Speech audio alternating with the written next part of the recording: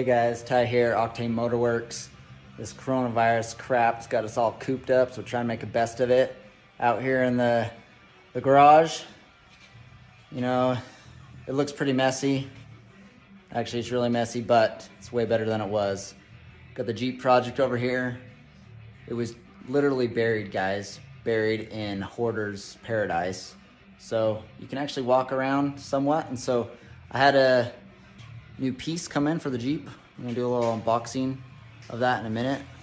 Repping the Low Fabrication shirt, courtesy of Swall Dog. May go over to see him in a minute. He should be working on the buggy, clean those injectors, and we're gonna see if we can fill up the tires and do a victory lap. So, yeah, let's unbox this thing, check it out. So, let's see what we got.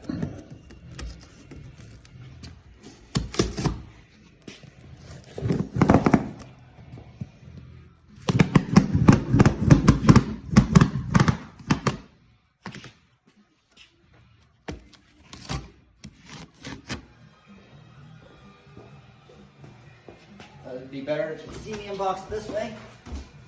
Yeah, this is from Moto Built. Got a new product out.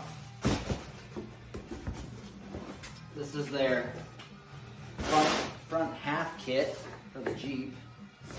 Let's see if we can lay it out. See the whole thing here. It's the builder's kit, so you gotta weld it together.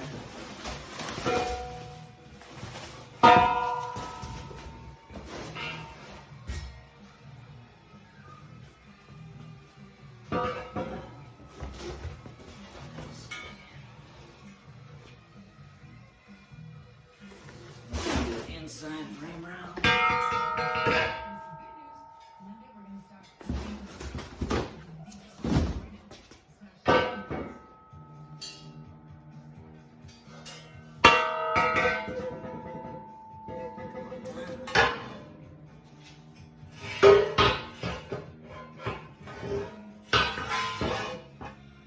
Yeah, I actually had it the right way, so I just had to slide these bad boys in. So the rails here just go right into this bumper section here. Has the winch mount all built in. The hole is cut right here so that you can run kind of a thing that buggy guys do, run their winch line straight down through a hole right over the axle, kind of suck that weight down to the front. Swall Dog does it too. That's where I learned it from. And it's got integrated hooks. You got to weld this up. And this is going to replace the whole front half of the Jeep. So let me show you that. You guys haven't seen this Jeep before. So here's my 1997 TJ.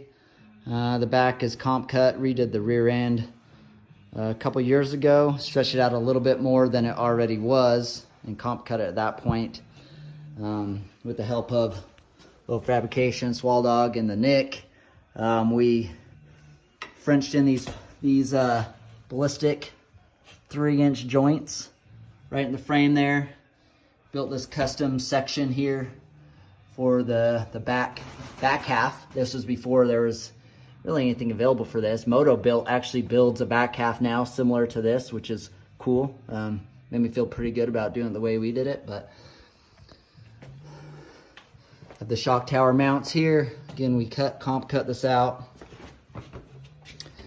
Kind of chop the back section of the Jeep up a little bit here, and then this is that frame section, so it's right up against our, kind of used as our bumper. And at the same time, we end up building out a big truss for it. It used to be 3-link, triangulated 3-link suspension in the rear. That was stretched about 8 inches. Pushed the back end out another 5 inches or so, and we did triangulated 4-link to give us a little better articulation and not have that axle wrap that we had with the triangulated 3-link. So before I had a 1-inch heim on the top and like 5/8 on the ends, which were total weak sauce. So now we've got the ballistic joints, 3 inches on the bottom, on the lower control arms, and then the 263s on the upper control arms. And then it's got the King air shocks. These are 14-inch on the rear. I have 16 inches on the front. So we got to figure out how to fit those. With this front half section from Moto-Built, what you do is we're gonna have to chop the frame about here. They have some templates that come with the kit. So we're gonna chop the frame off here. The only original section of the frame is gonna be right where the body mounts. And so the motor's gotta come out, tranny's gotta come out. We're gonna chop that off. What that allows us to do is one, if you look at where I used to have the control arms, I had both control arms come to the center. And this was pretty innovative in its day back in 2001, but the angle of the control arms doesn't match the angle of the drive lines, which is not ideal if you want really good articulation, have your geometry right. So the new thing to do is have that match. So move the lower control arm back a little bit, and now it's on the same angle as the drive line. But because we stretched it out, still have a longer control arm and a thicker one than originally. You can see how much bigger the rear one is than this front one is from back when we built in 2001. So you know, that mount, that was an old body mount too. We're going to cut that out. We'll move the control arm up a little bit, the mount of the lower right above the skid plate, right in front of the skid plate, like the rear, and we'll push this axle out another. See, it was pushed out, you know, maybe 4 inches from before. So you can see that it's pretty close to the front of the front end, but we're actually going to push out more. The limitation I had before was the steering box. You can see, sorry, this big cherry picker's in the way with this 460 big block. If anyone wants that, free, I'll give it away. Got full hydraulic steering on there now. So I got the high steer arms from Artec that gives you the full, you know, you can put the full bolt through there for the links to give some strength. Hooks goes all the way down to the knuckle there. This ram actually came off of like an old forklift or something that was shaved down and reported with the genius again of Swall Dog and the Nick. And they helped me do that. Built the little shovel mount for the ram. And then we've got the TC pump all up here. And this was running, believe it or not. Looks like a mess, but it was running.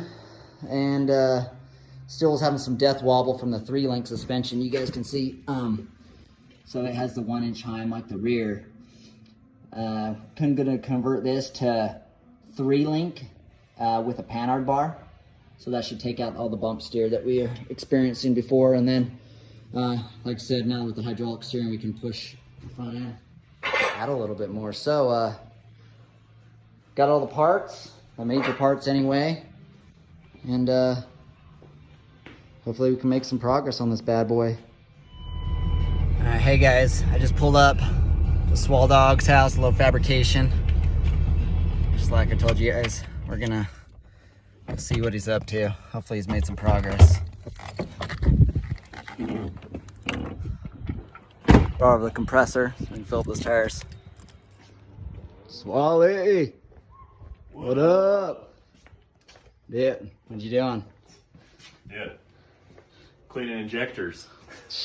Maybe. Progress or what? Let's see this. What is this contraption you got going here? This looks sketchy, man. Dude, I saw it on the internet, so it's got to be legit, right? Yeah. I saw it on YouTube. This is what I'm attempting to do. That's how we learn, man.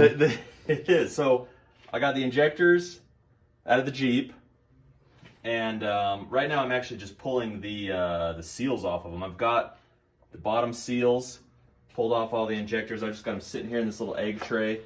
They're just soaking in a little WD-40. Nice. So I'm just pulling the top ones off real quick, and then just let them soak and clean. There just got a little bit of dirt on them, but and then we're gonna try to clean these injectors out. That's what this contraption's all all check this about. out. Got a battery, some lead wires. Hooked up to a little injection plug. what do you call this thing over here? Your switch. Oh yeah, it's like a starter. Starter it's a starter switch. switch, a momentary. Sweet. Leave it to the mechanic to have all the cool gadgets.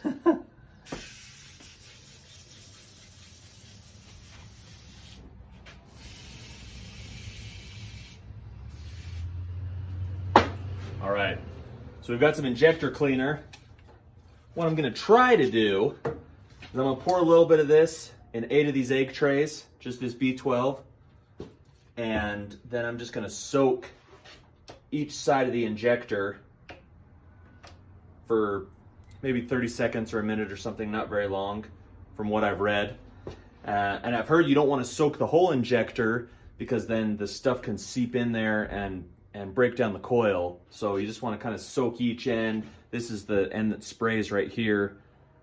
And it looks pretty clean, but we just want to soak it, make sure. And then this side, it's got a little basket in there. And you can see some of them. Is that the one that had all the junk in it? Yeah, some of them have a little bit of, let's see if I can find one. Some of them have a little bit of a buildup, you know, and